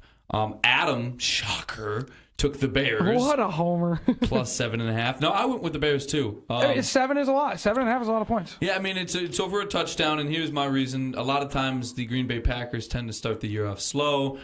We all remember relax, the famous words from Aaron Rodgers. So, I see the Packers maybe getting off to a little bit of a slow start this year, and I definitely think the Bears are going to be fired up at least for week 1 with Khalil Mack. If the game was in Chicago, well, they wouldn't be getting 7.5, but I would take the Bears. But in Green Bay, no thank you. That's my only weakness, but you know what? It's not cold enough where it's going to matter. Well, the Bears are a cold team. I know they're a cold team, but that's part of the Lambeau lust. But ultimately, I have the Bears. I think they're just going to be fired up because they got one of the best defensive players. That's fair enough. Really their front office is really trying, and you got to give them credit for that. I do like that. All right, the Bengals at the Colts. Indy at home. Andrew Luck, not Aaron Luck. Andrew Luck is only a 3-point favorite in his first game back in 2 years now. I mean, this is insane.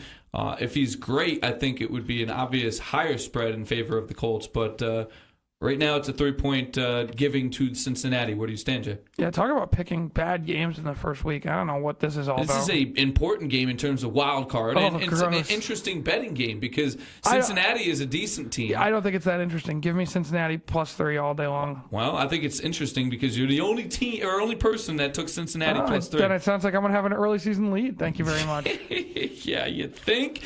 I don't think so. There's no chance Indy the Colts wins this minus game. 3 in Indy? Come on. Andrew Luck has not thrown a competitive football and in you 2 know years. what? He is going to look phenomenal. I could walk onto that team as an offensive lineman tomorrow. They are terrible. He's going to take a NFL record number of sacks this year if he survives, which, by the way, he won't. He's going to look phenomenal. Okay. He's going to look phenomenal. Wow. T.Y. Hilton's going to have a 2-touchdown game. He's going to look like a beast. We're going to be talking Andy Dalton is going to look like the MVP for the first week of the season. Listen, I drafted Joe Mixon, so I'm hoping Cincinnati wins the game. They are. Don't worry about it. Okay, good luck. The Colts are going to win. Easy win for me. We'll see about that. Final game, Denver at home against Seattle. Denver, the 3-point favorite. Yeah, this is the hardest one. This is the one that this was the one you really have to think about. So let me get this straight. Denver's at home giving 3. Yeah, they're at home giving 3 to Seattle. To a Seattle team that I think has regressed defensively. Yeah, I'm surprised you think this is the hardest. I think you would be... Because I don't like either team. I truly don't. I don't... Case Keenum did wonders for us, but you said it. It was a magical season. It was not to be repeated. Yeah, but Justin did make a good point because these teams are tooled similarly in the sense that the defenses are very strong. They are strong. Neither of them is as strong as they once were. So yeah, defensively they are very similar. But one team has Russell Wilson, Doug Baldwin, and listen, their running game aside, which is a huge question mark all year long. I mean, come on. I will put the hand in Russell Wilson, put the football in Russell Wilson's hands. He will cover the 3 points by himself. Wow. By himself? By himself. Interesting. All righty. I'm And not surprised. Give me all four of us are going the same way. Yeah, on all this. four of us. Of course we are. Seattle +3. Yeah. I think that's an obvious pick to me, but it was an interesting one because if you're down on Seattle, I was curious where you're going to go with that. All right, so let's get into the locks of the week. These are the perfect sunny picks. Adam went with Carolina giving 3, and they're home against Dallas. Yeah, that's a great lock. That's a fantastic lock. I considered that one. Justin went the Texans on the road in New England, a 6-point underdog. I also like that pick. These are good locks. I like the fact that Justin's going out on a limb a little bit. It's not on a limb. I like the pick, but that's definitely not as much of a lock. Why? I mean, Brady and Foxborough. I mean, you were talking about home teams being very good, like the Green Bay Packers. Edelman is not. First of all, I don't put Gillette on the same level as Lambeau. It's not even close. It's Foxborough has become a very difficult place to play in the playoffs. Yes, in late December and January, absolutely. In the beginning of the season, I don't think it's any more difficult to play there than anywhere else. The stigma, but let's be serious, these are pros, and I don't think that anyone on the Texans is afraid of the Patriots. But I still like the pick. I definitely would prefer myself to steal Adam's pick and take the Panthers giving up 3. Can you give me, and I know that we talked about this. What do you need? Can you give me the line on, who did I have written down here? What's the line on the, I don't know. What's your pick? Go ahead. Sorry, let me. That's fine. Yeah, and I'm curious, on that New England-Houston pick, who would you take on that? I would agree with Texans? Houston. Yeah, Houston getting almost a touchdown, getting 6.5. Yeah. Yeah, I would pick New England on that one. I do like the Carolina-Dallas. I do like Dallas, but if they can stop Ezekiel Elliott, I think they're in a pretty good position to win that game. And you never know, Cam Newton has been studly before. I'm a little down on him, but you never know. My lock is the LA Chargers at home taking on a Kansas City Chiefs team with a new quarterback. You can call him a rookie first, for, I guess, all purposes. I mean, because of the fact that the guy is a rookie. I mean, this guy has never started a game realistically in a meaningful position. I don't even think he did get a start last year. So I think they brought him in, midway through the game. I don't know if they ever gave him a start. Doesn't matter. The point is, it's a new offense. It's a different Kansas City team, and I don't think they're going to be ready to go. And I think the Chargers are a phenomenal team, and I think defensively they're really good. I think offensively they're stacked, and I think they're going to come in and easily take the 3.5 points and beat them by a touchdown or more. So I'm locked in on the LA Chargers giving 3.5. Well, we don't disagree on that pick either. I will go. I truly believe that I had all intentions of taking Carolina -3, but just in the sake of mixing it up. You can absolutely pick the same. That's the whole point. Yeah, I hear you, but I'm going to mix it up. I'm going to mix it up on my own. I'm going to voluntarily mix it up, and I will take the Cardinals giving up 1 point to the Redskins at home. Okay, yeah, David Johnson back. Yeah, that's. Yeah, I don't have a lot of love for Alex Smith and his new team in the Redskins. Even with Adrian Peterson visiting. By the way, this is Adrian Peterson visiting his old team, the Cardinals. But I will still take the Cardinals giving up only 1. Interesting. Okay.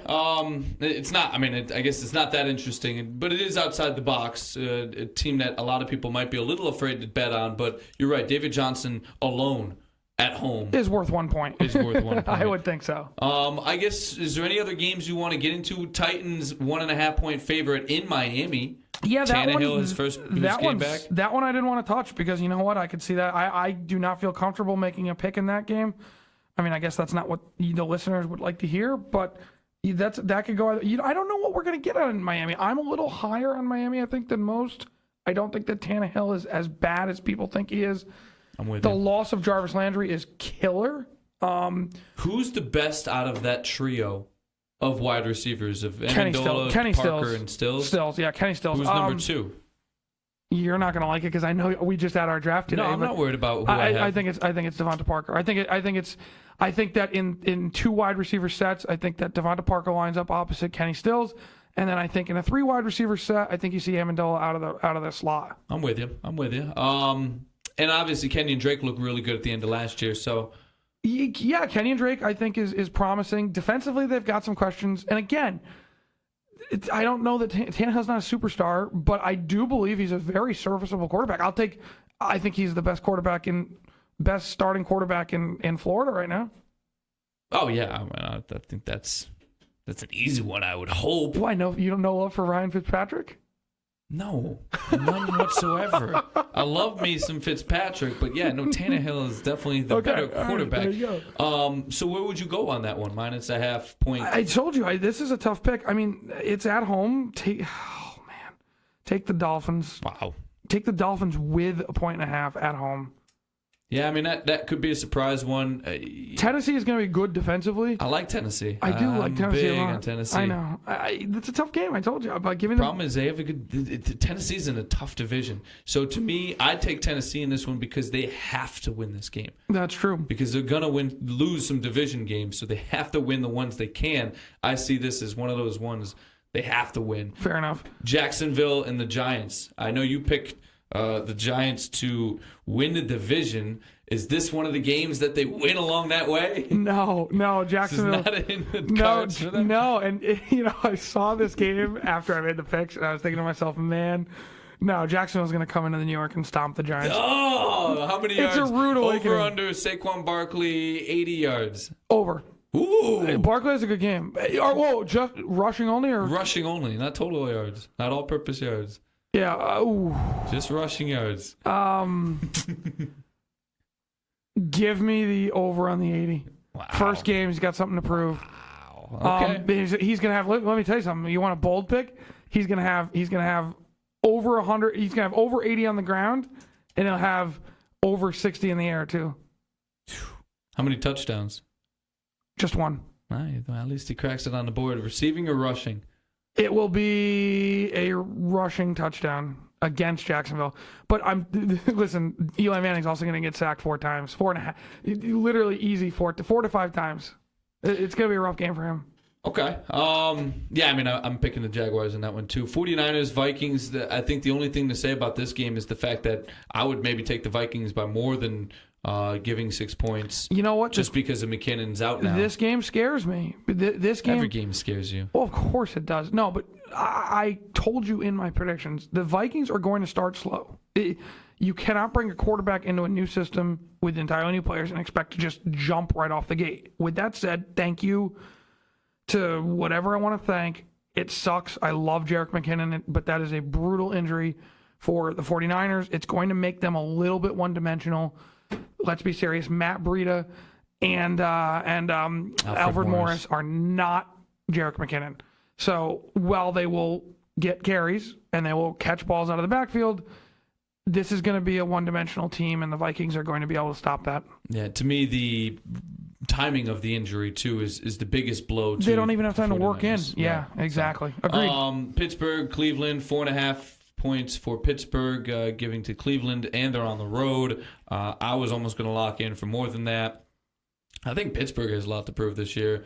Pittsburgh has a lot to prove to me. Let's be serious. Honestly, I mean, Bell, if he plays, and I think he will be on the field, but he has a lot to prove. And Justin's spot on. I think Bell has a big year because ultimately it's a contract year for this man. He wants to get paid.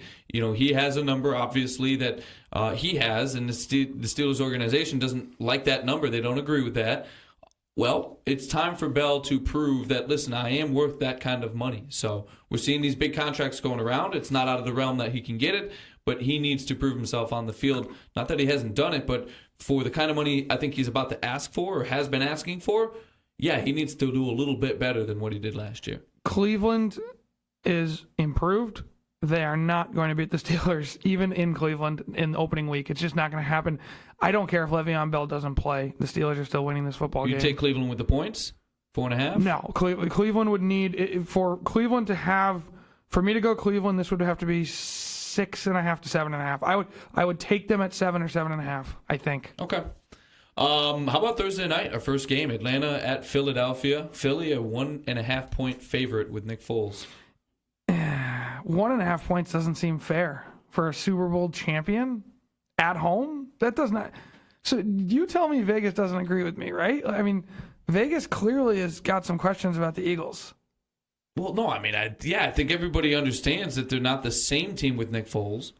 And it's also not like Atlanta is a slouch of a team. Nick Foles was the quarterback. For how many games, Jason? For the Super Bowl, the only game that mattered. That's what I mean. So that's like, at the end of the day, it's one game. He came to play. He brought it. But he brought it against the Vikings. He brought it against the entire playoffs. Carson Wentz did not play the playoffs. I know he did not, Jason. I know that.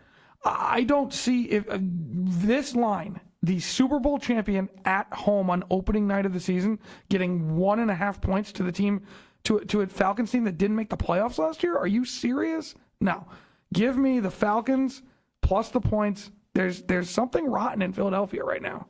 Rotten. The only thing rotten is your attitude in Philadelphia. I don't know. I like the Eagles. The thing is, I like the Falcons too, and that could be one of the early. They're gonna slip up at some point this season before Carson Wentz comes back. They're not gonna go undefeated without Carson Wentz. I can promise you that. And I think they might slip up a few times with Carson Wentz as well. So I almost like the Falcons, especially 1.5 points. I think that's a nice number. So I like the Falcons in this game, but the Eagles are going to be just fine. They're going to be just fine. Okay. I think you're underestimating the ability of the rest of the team because, again, that Super Bowl win, a lot of it was a team victory, not necessarily a one-dimensional victory. So they're going to be a solid team.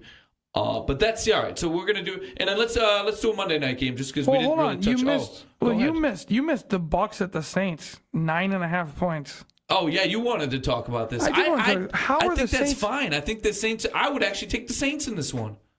At 9.5 points in opening week in New Orleans, man. What is that? 9.5 out of our 4 picks, right? From the 4 of us, New Orleans is the only team that was a 2-time pick. Who's the worst team in the Super Bowl? Who's the worst team in the NFL this year?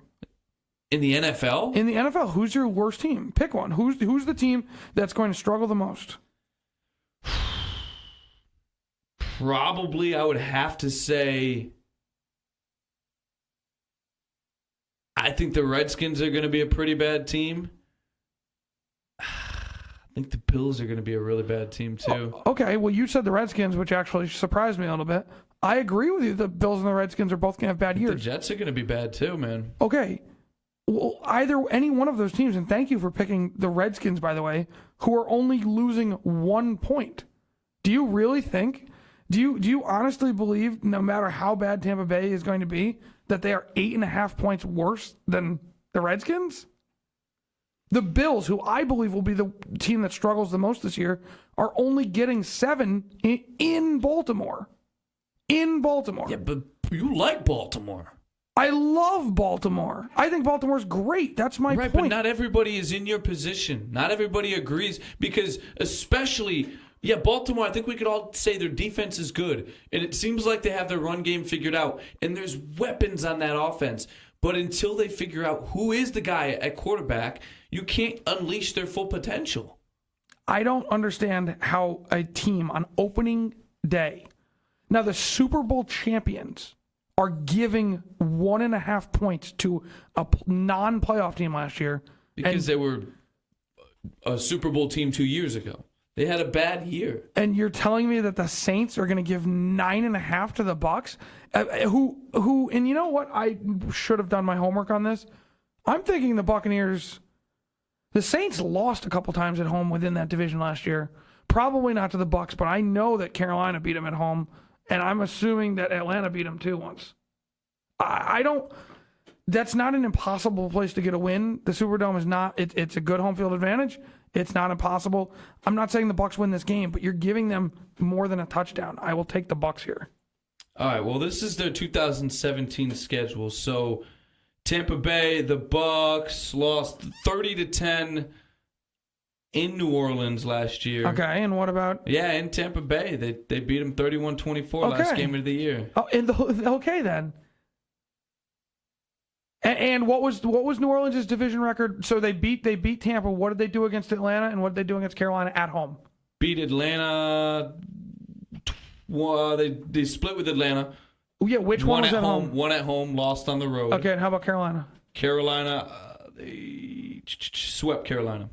Okay, so I was wrong about that, but I did know that the Bucks beat them. Yeah, but by the way, that was a Bucks with a Jameis Winston arm throwing the Jameis football. Winston had a terrible year last year. No, he didn't. I mean, Jason, yeah. He had a whole... Believe me, he was finished out good, though. He finished out strong. He had a bad year. He finished out strong. He had a bad year by Jameis Winston standards. Oh, absolutely. But, I mean, when you finish out strong, that's definitely going to help your consideration, especially when this is the last game of the year. Listen. I'm looking at it right now. He was 28 for 51, which is awful. Actually, he had an atrocious game, and they still won. They still won. Oh, this is great. Now, was New Orleans sitting anybody? Because I don't think so. I think they played everybody. They played Kamara and Ingram. Because they were playing for...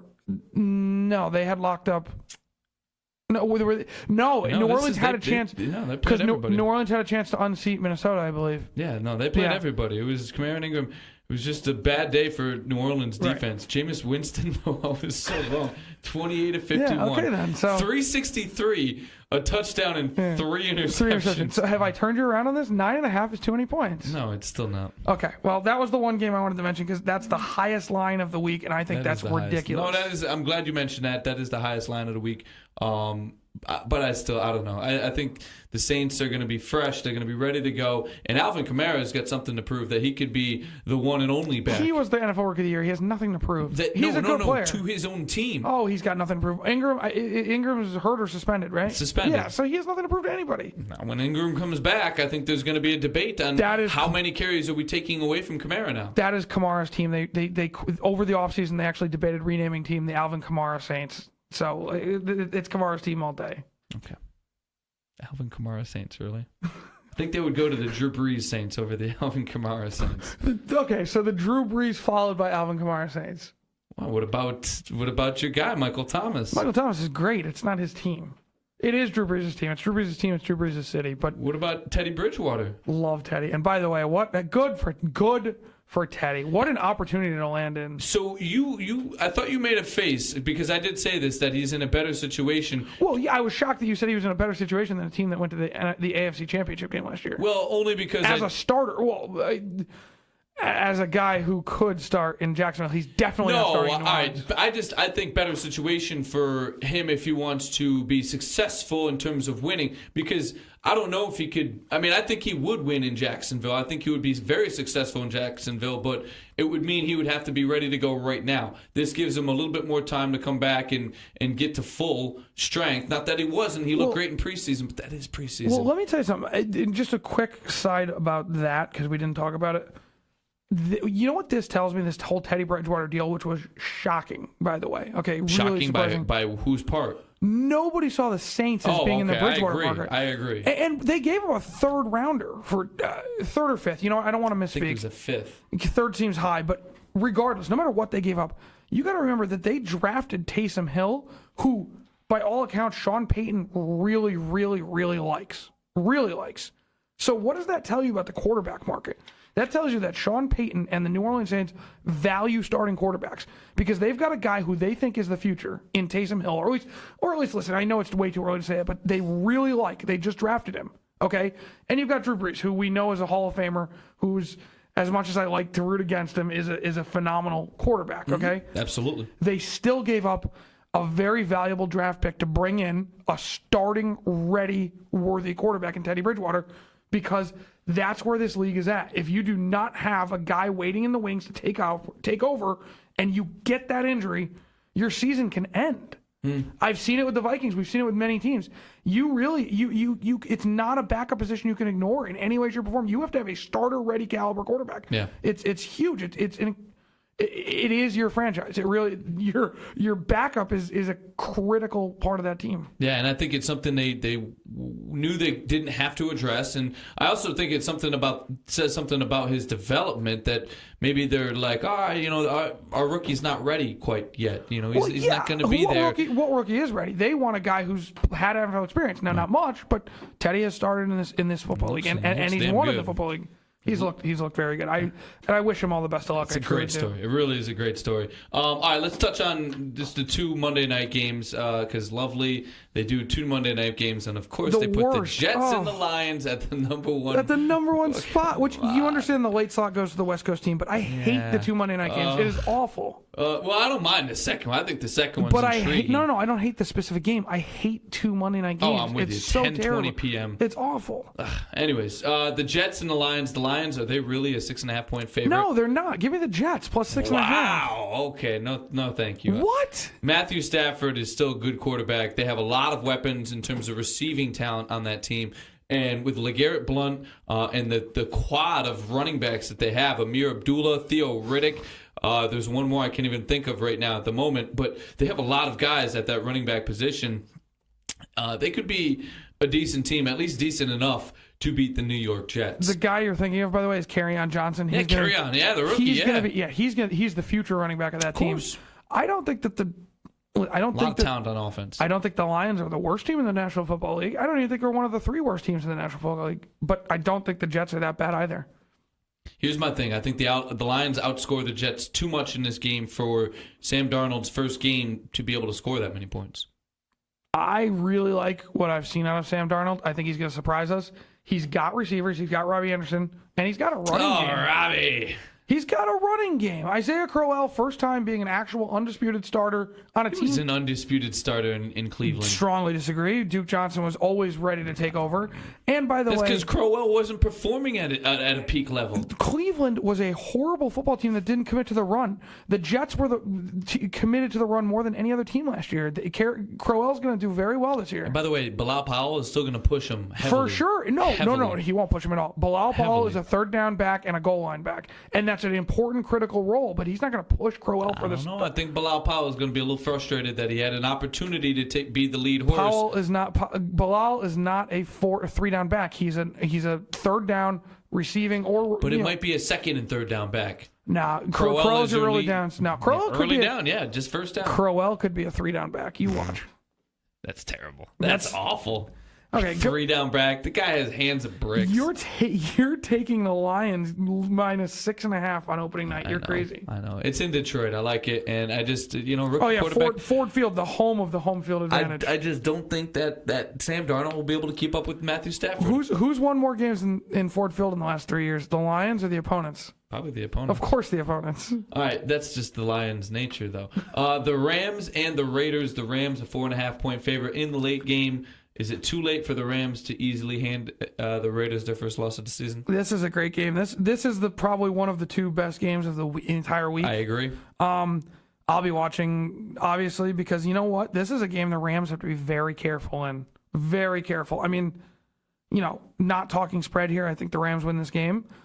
But if you're going with the spread, give me the Raiders plus the 4.5. Again, opening night in Oakland. John Gruden signing fired up this franchise, these fans who are losing their team, by the way. I think they're going to show up. I think they're going to be loud. I think this is going to be a very tough game for the Rams to open up with. This is a trap game. I'm shocked you went that way. I'm with you, especially because it's in Oakland, and Oakland also knows they only have one more. No, this is it. This is their last year. No. They start in 2020 in Las Vegas. 2019. Okay, I believe it's 2020. Well, we'll get that information. But anyways, the point is they don't have many years left with Oakland around in Oakland. This is big for them. New year, new coach. They revamped. They're looking like they're going to be ready to go. The Rams are a really good team, really, really good. They're obviously my pick to win the Super Bowl, but not every team gets kicking right away. And there's some young talent on that team still, especially at the wide receiver position. So I think the offense a little stagnant to begin the year, but that defense is going to be really good. But Oakland just too much firepower, especially in that first game, and Oakland pulls it out. That 4.5, I like that. Plus 4.5, yeah. Oakland, they could lose by a field goal and I still win the bet. Right, yeah. No, Derek Carr and Amari Cooper are going to have bounce-back years for sure. Yeah, I'm hoping so because I took Amari Cooper. Listen, all right, so that was the bets. Let's do this. That was good. We're going to add those up. As Jason said, we're going to keep track of those throughout the year. For sure. We're going to post those on Facebook, too, the standings. I don't think I'm going to make a whole post of everybody's pick. You got to listen to the show for that. I agree. Yeah. But we're going to do the standings up on Facebook, of course, at the forecast. But for now, we have a little bit more to get into and a reoccurring segment here.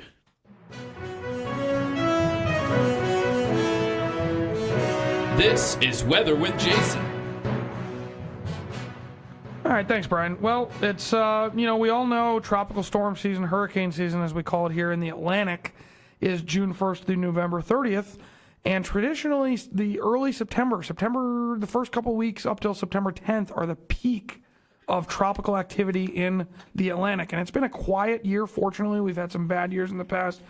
But the Atlantic's starting to heat up. And I want to go first to the Gulf of Mexico, where there is actually hurricane warnings in place for the coasts of Louisiana and Mississippi, where Tropical Storm Gordon is currently affecting South Florida, will pass by South Florida, enter the Gulf, probably re-intensify into a Category 1 storm before landing somewhere near, New Orleans, which I know we get all sensitive because of Katrina.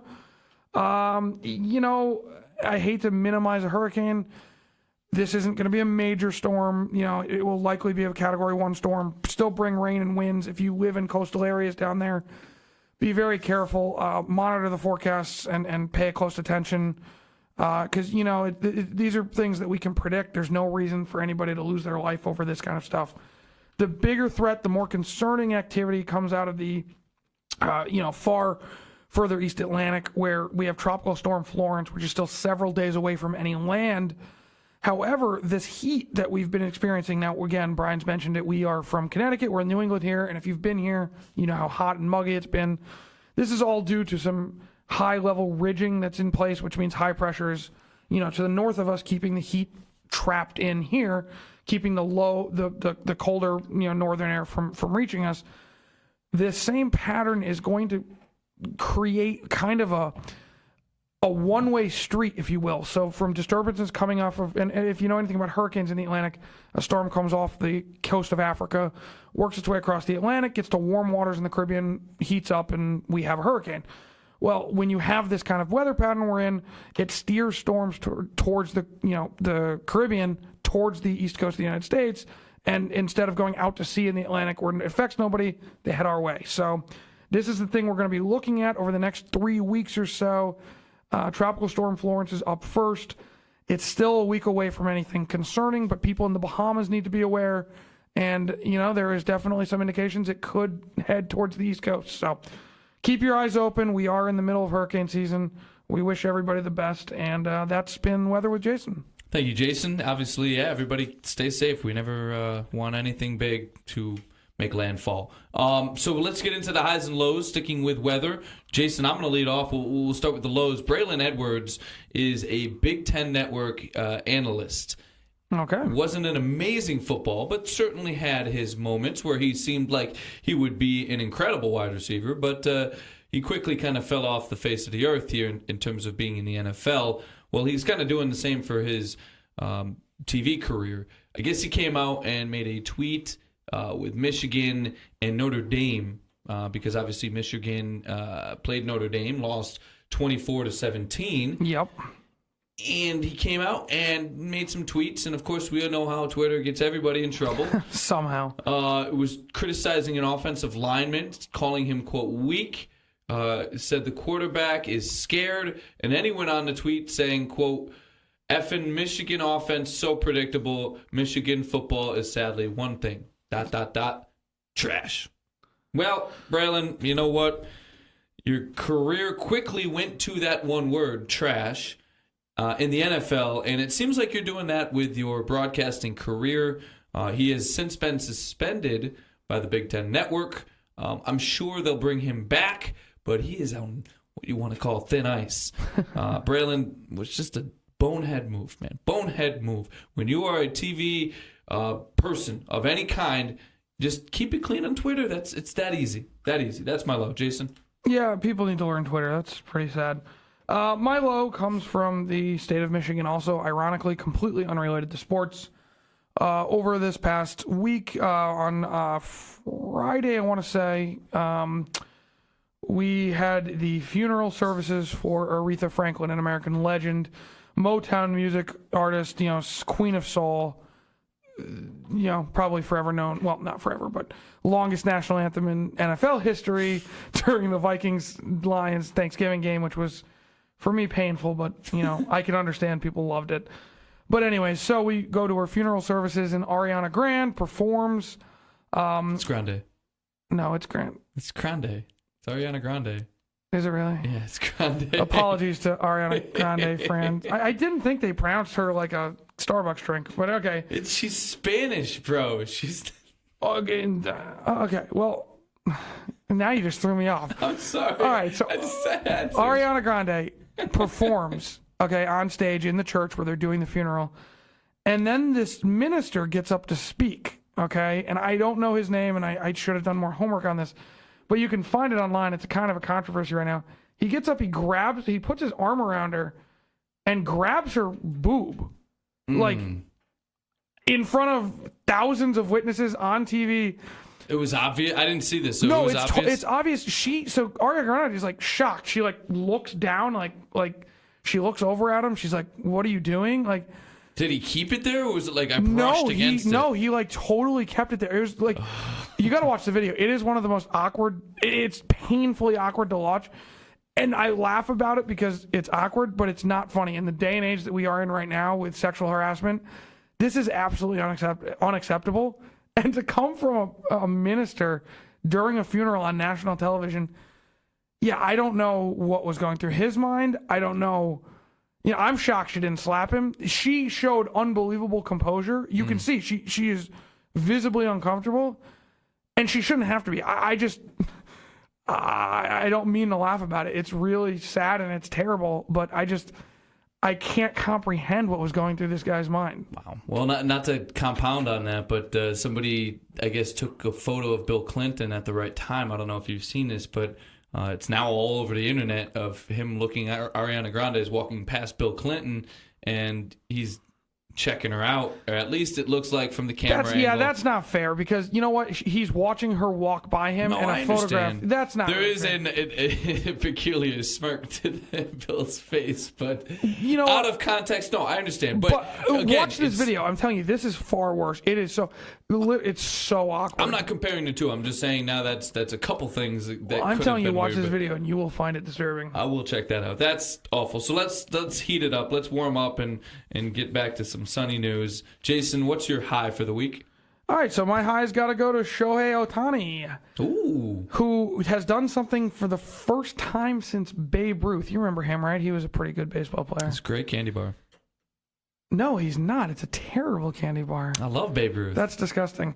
Okay, so anyways, Ohtani has returned from injury finally. Well, he's able to actually be a two-way player like he was so famous for in the beginning of the season. And he pitched 2.1 innings, unfortunately giving up 2 runs in the process. But those 2.1 innings put him over a magical number. He is the first player in MLB since 1919, since Babe Ruth did it, to pitch 50 innings and hit 15 home runs in 1 year. And it's great. Good for him. Good for the kid. It's good for baseball.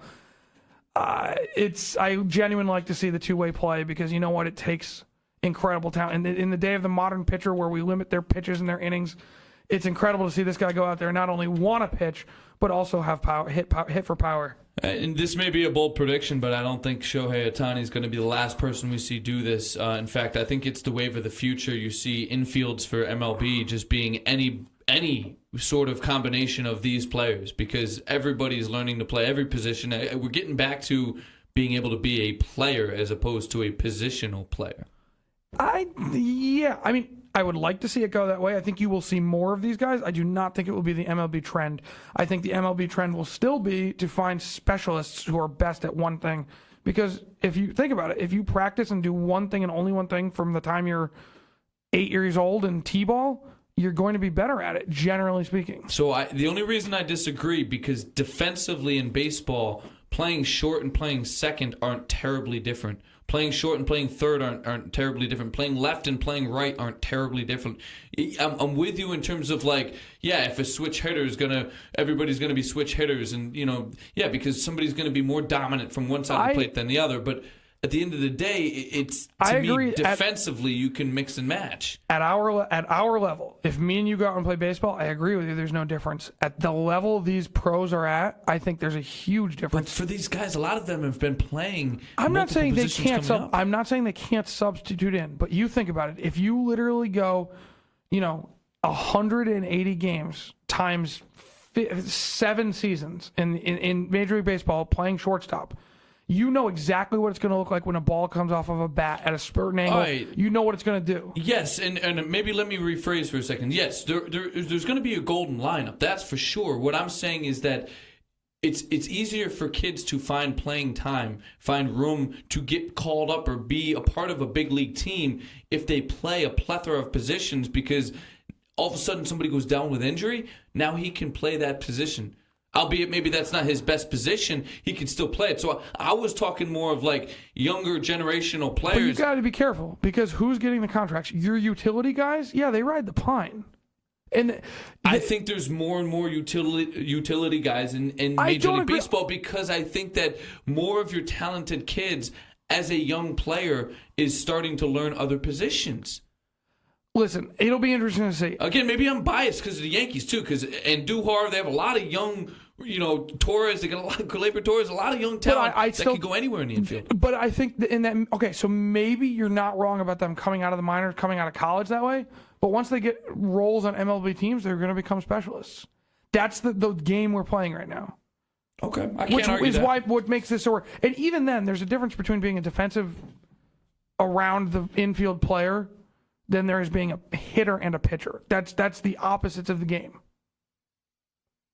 So that's what makes this special. Yeah, you're not talking about a guy who can play first, third, second, short, and right field. You're talking about a guy who can literally pitch you 2 or 3 innings and then hit homers. That's impressive. Yeah, no, trust me, I'm not taking anything away. Shohei Ohtani is amazing. I guess the other point I didn't think of, too, is the thought of doing a DH everywhere. I mean, yeah, they have the DH, obviously, the Angels, but will it eliminate the pitcher hitter if every league has a DH? Well, no, for the record, and this is going to be counter to my point, but I think that the NL is so far behind without a DH. It's ridiculous. Really? Put the DH in, get the runs, get the scoring. I'm with you. I think the NL should have DH. I know it's past time, but come on, it's past time for you guys to make the rule change. Agreed. All right, so my high, Colin Kaepernick has been named Nike's the face of Nike's movement. It's their 30th anniversary of the Just Do It movement. Colin Kaepernick is going to be the face of that wave, and you know what? I'm going to say deservedly so, because this is a guy who clearly, I don't think there's any debate anymore. This guy has clearly been blackballed from the NFL. No teams are interested in signing him. Now, I did hear talks about the whole Denver situation. It's possible he heard his own case in being in a position that he was. It's possible he thought his value was more than it was, or he wanted to be a starter, yada, yada, yada. But there are a lot of teams who ain't X'd him out. So, go ahead. No, I want to finish your high. Please finish. All right, well, so with that being said, though, out of the league, he still did everything that he said he was going to do. He had that thing. It was the 10 for 100,000, where he had some people donate money, and he came through on that. He had his 10th donation. He's doing what he said he was going to do. He actually is, out of really anybody in the NFL, he's making the most change, or at least trying to make the most change. And for a cause that I'm totally supportive of, because I think racial equality is seriously a thing that needs to be addressed, and everybody is the same in my eyes, and that's how it should be for everybody.